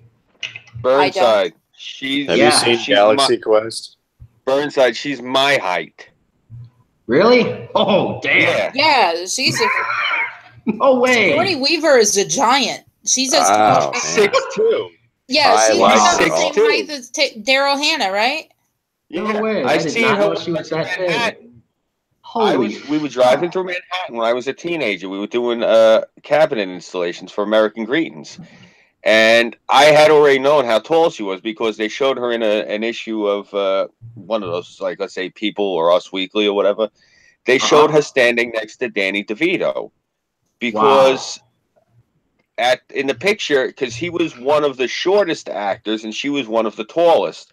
The tallest actress at the time was Gina Davis. Gina Davis is either 6'4" or 6'5". I forget how tall she is. Here, let me check because I love Gina Davis. Oh my god! If you ever look on, that's one sexy. If you ever look in Beetlejuice, Alec Baldwin is standing on a box next to her through the whole movie. Yeah, he is. Wow. Yeah, she's that tall. If you want to see something you really like, Gina Davis, then go into Google and type in video. Gina Davis nude dress and have fun with that. Look New dress. Nude, Nude. She showed up wearing a dress that was made out of fishnet, and I couldn't believe it when I seen her wearing it. Like, why did you even bother wearing it? It literally looked like a fishing net. You can see everything, like everything. I was like, holy shit. Nice. And a woman that tall wearing something like that. Oh, there's a clip that says Gina Davis nipples, and it's from Earth Girls Are Easy. Yeah. That was a very awesome, very underrated late '80s comedy. Yeah, there's only one question then. Who's 33 taller? years ago. Is Gina Davis taller or is Riley Dennis taller? Gina Davis is 6 foot. She's only 6 foot? 6 foot. Let's see what Daryl Hannah is. She's, I think, 6'2". So I know Uma Thurman is only 6 foot because I think that Daryl Hannah had like a 2-inch height difference. Only because, like, I remember listening. Huh? Who is Daryl Hannah? Yep. What do they like lie about how tall these broads are? Maybe they saw them while they were wearing lifts or high heels. Yeah. Yeah. Could have been. Maybe that's what it is. Oh, okay, that would make sense. If she's 6 foot, yeah, and yeah, she'd be 6'6" and 6-inch heels. Then that would make sense. Then why they were writing that up about Gina Davis? What type of fucking idiot writes a woman's height when she's wearing heels, though? Morons. I don't know. New York Times. Morons. True. Well, it's like they say. Up the height of? Let me see. Daryl Hannah, Sigourney Weaver, and what was her name? Uma Thurman. All right, Sigourney Weaver. Damn. It's a pity we don't She's have Irving 6 in the foot. chat. Ah. Sigourney 6 foot even. 6 foot even. Maybe And- I know the tall. Another one who's really tall was Julie Strain. Mm-hmm. I think the title of her book was actually, that's part of the reason that some girls in my school started saying it about me. The title of her book, I think, was 6'2" and Worth the Climb. You know, she did a fairly good job voice acting for, I believe it was Heavy Metal 2000. Yeah. It was sort of a Yeah. subpar. Well, the Yeah. character was modeled after her. Julie Strain is 6'1". She's 6 foot? 6'1". 6'1". All right. Who else am I looking? Uma? Riley Dennis. Yeah. Uma Thurman. You want to know what's really fucked up? Her father, Professor Robert Thurman, is the head of Buddhist Transcendental Studies at NYU Columbia. Uma is 6 foot even. Yeah. Damn. All these Uma- chicks are 6 foot even. Uma And what was is that other one, Birdside? Riley Dennis. I want to know so I can crack a joke at Irving.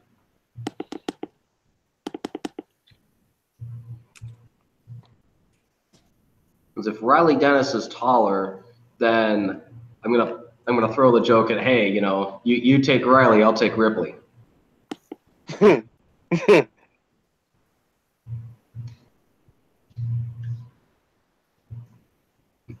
I'm actually curious Well, now to start looking up how tall. This place says Riley Dennis is 6'4". Oh, jeez. Is that That's with or right. without heels? Doesn't specify. Do you realize if he's 6'4", if he had on 6-inch heels, that would make him an even 7 foot tall? No, I'm sorry. That would make him 2 inches shy of 7 foot tall. That would make him 6'10". Oh, jeez. God. Do the Brooklyn Nets need players? Oh, God. So how tall is Irving? Because I know him and I roughly appear to be about the same height. Yeah, he's about your height. Irvs, I think he said he's about 5'10". So, Okay, so he's exactly my height then. Yeah, so I think Riley he's 5'10", 5'11", yeah. So Riley's gonna have a good foot on him. This is fucking hysterical. I'm not finding anything saying Riley's height. Oh, that's funny. I still want to. If I get the money, I want to hire Ben Garrison to draw a picture of Irving riding around on Riley's back on a saddle like Judy Tenuta. with those little foam hoof things on Riley's hands.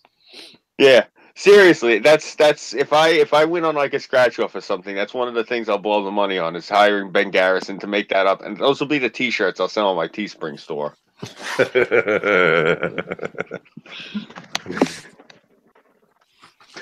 Oh, we're gonna go to hell for all this. Oh, definitely we're gonna go to hell, and I'll be leading the charge. All right. And we're gonna go fight the robot devil. I think CHAOS120s. We're gonna have our own private booth in hell. Oh yeah. Yeah. True that.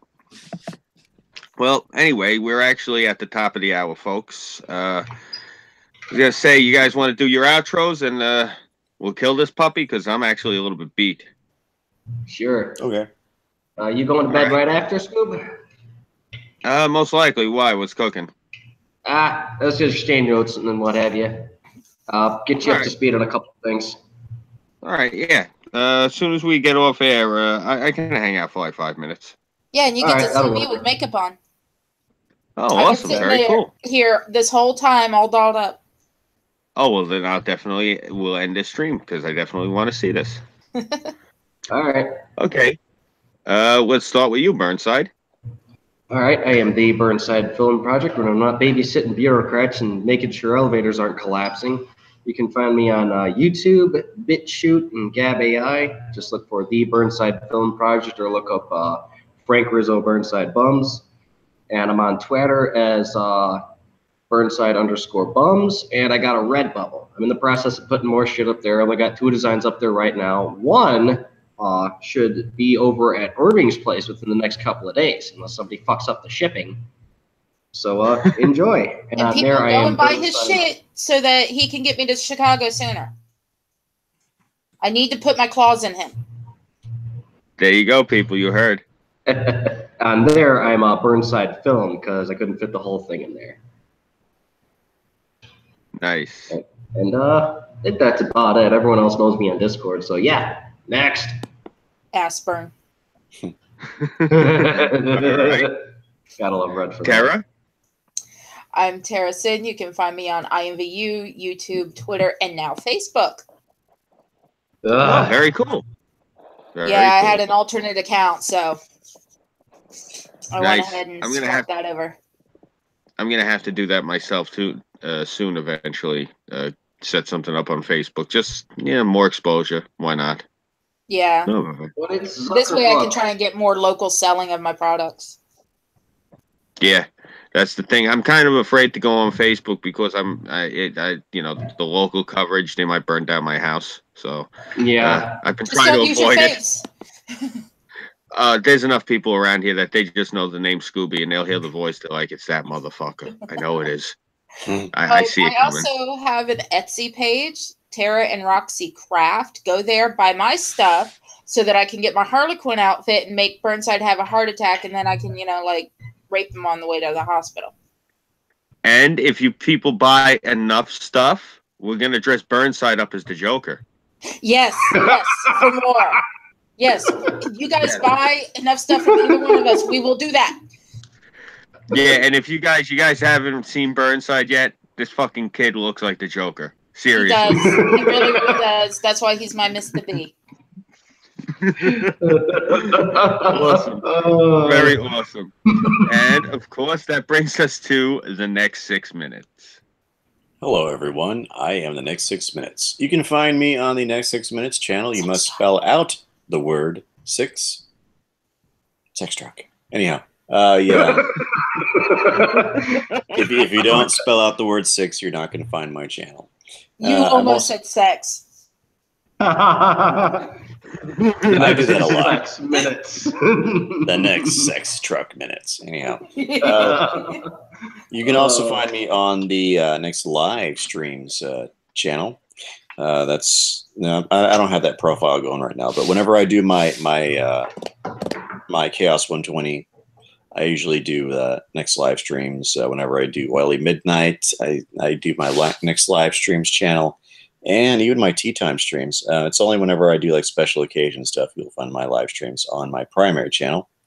I am gearing up next month. I'm actually going to do some original content again. That's I've been kind of absent in that fashion for a while now, and that it's kind of sucked because it's been virtually silent when it comes to my primary channel, and that needs to change. So I'm going to be changing that up. Though of course I've been kind of busy with the project that's been ongoing for the last few weeks here. But as soon as that is concluded, I'll be getting onto that original content train again, and chugga. Anyhow, let's see. I have a tea time stream coming up this Sunday. It's an international tea time stream, so there'll be a lot of accents out there, and we're going to be talking about the unfortunate circumstances with freedom of speech around the world, and everybody's going to kind of give me their the 411 on their particular country. So that's what I got going on. All right, very cool. Very cool. And I, of course, have been your MC for this evening, Scooby331. I want to thank everyone in chat for hanging out with us tonight. And all of our other viewers, thank you guys for stopping in and checking us out. You are the reason we do this. I want to thank my panel for coming through as always. I had a great time streaming with you guys. Sorry I wasn't a little bit more participatory a little bit early. I've been feeling a little bit under the weather, so it's been grating on me.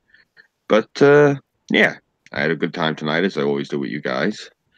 For those of you who are watching and listening, you can find me on YouTube, Minds, Gab AI, Patreon, and I am back on Twitter as not Scooby331. Tomorrow morning, they are supposed to have the March for Their Lives, they're calling it. Fucking dramatic. I was thinking about going and covering the one over in Farmingdale to go see Peter King. I don't have a GoPro yet, so I was going to see. I haven't tried out that little hidden camera I have. I'll see how good it is.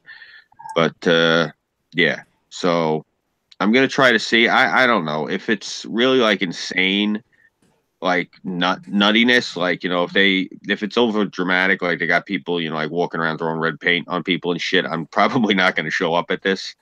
But if it's mellow, I'm going to try to cover it. But that's pretty much what I got going on for right now. So we're going to see how tomorrow develops. But yeah, that's everything I got cooking. So yeah, again, I want to thank everyone for joining us. Tomorrow, please tune in on Weebo's Jones's channel. She's hosting tomorrow night. That's going to be 11 p.m. Eastern Standard Time. I am really no good at time zones, so I don't know how that translates. So yeah, just if you're not in the Eastern Standard Zone, figure it out then. All right. So until then, yeah. Thank you guys for tuning in. Good night, all. Take care. Thanks. Bye bye. Adios, mis amigos.